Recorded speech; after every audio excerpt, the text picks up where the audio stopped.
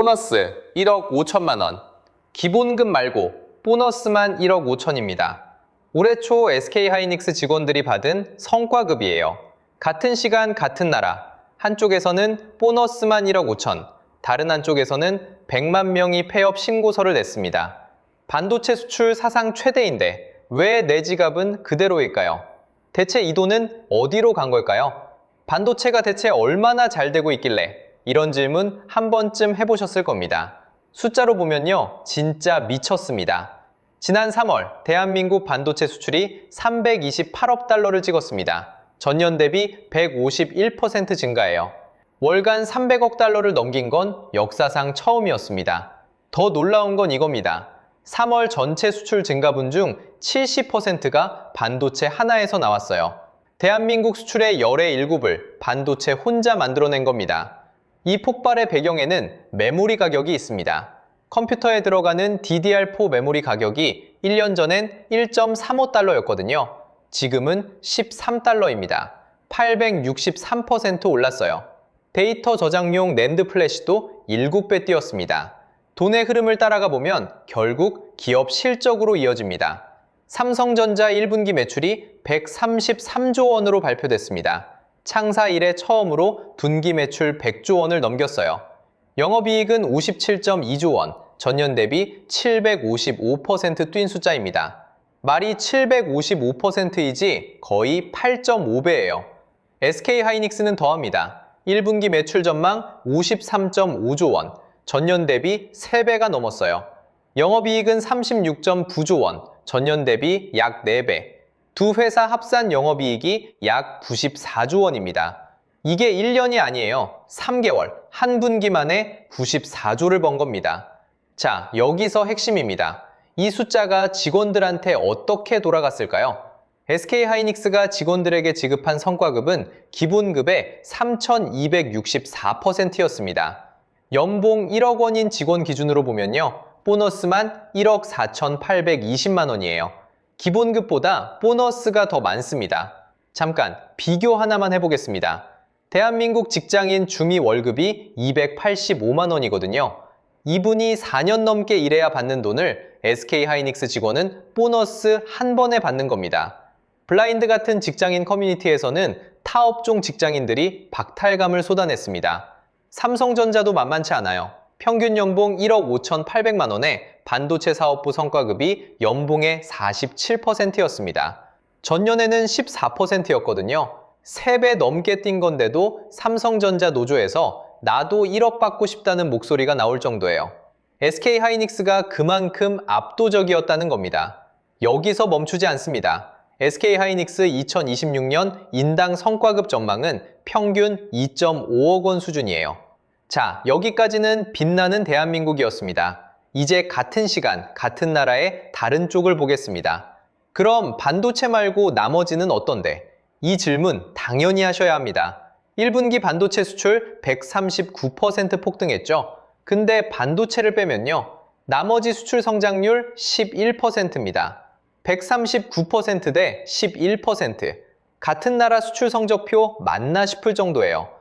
주요 품목을 하나씩 뜯어보면 더 심각합니다. 일반 기계 마이너스 8.3%, 석유 제품 마이너스 9.6%, 석유화학은 마이너스 11.4%, 철강도 마이너스 9%입니다.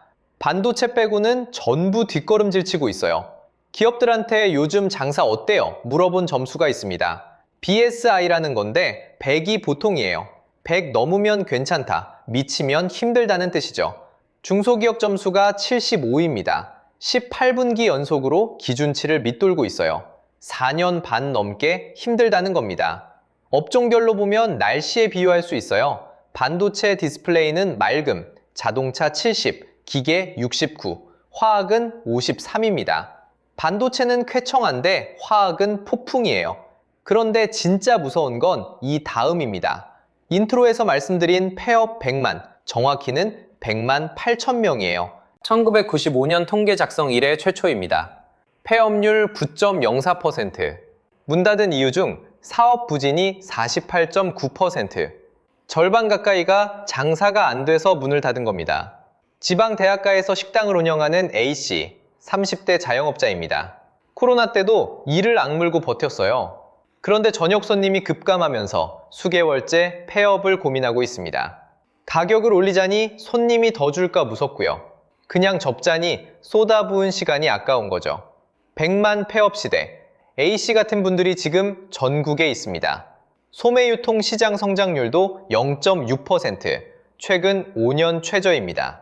대형마트는 아예 역성장, 마이너스 0.9%예요. 사람들이 지갑을 안 여는 겁니다. 이쯤 되면 궁금하실 거예요. 반도체가 이렇게 잘 되면 그 돈이 결국 돌고 돌아서 나한테도 오는 거 아닌가? 돈의 흐름을 따라가 보면 답이 나옵니다. 반도체 호황의 돈, 왜 나한테는 안 오는 건데?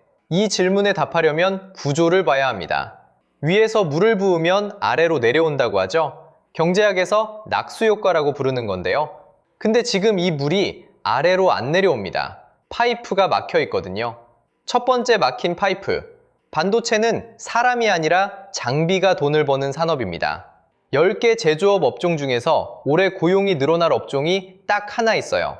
반도체요. 나머지 9개는 전부 감소하거나 제자리입니다. 수출 사상 최대인데 일자리는 줄고 있어요. IMF는 이걸 착시 효과라고 불렀습니다. 특히 청년 중에 제조업에 종사하는 비율이 10.3%, 역대 최저예요. 두 번째 막힌 파이프. 돈이 극소수 기업에 몰리는 구조입니다. 코스피 전체 영업이익 중 IT 섹터가 181조, 이 중 반도체가 166조예요. 전체 3장사 이익의 절반 이상을 반도체 두세 곳이 가져갑니다.